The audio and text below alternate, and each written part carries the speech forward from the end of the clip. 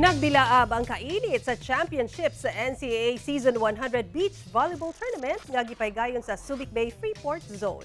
Ani ay report.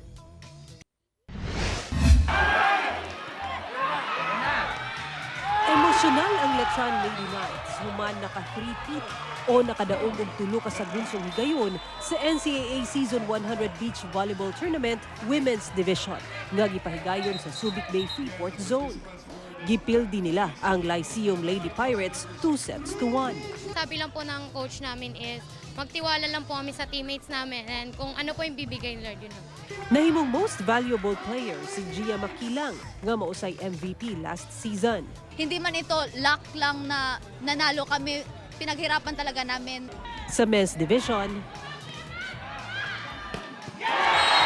from rank 7 last season to champion this season 100, mo kana ang EAC Generals nga gipildi ang Benil Blazers 2-0.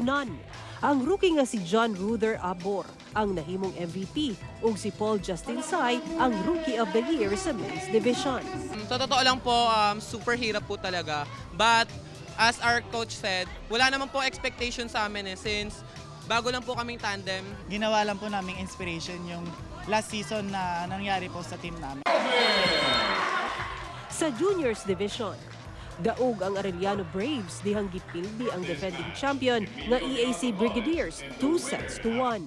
Gihatagan sabog MVP honors si John Olsen Robles sa Arellano Braves. Alam naman po namin sa sarili namin na kayang-kaya namin. Nagtitiwala po kami sa isa't isa. This season is really unpredictable. We have new champions sa juniors, seniors.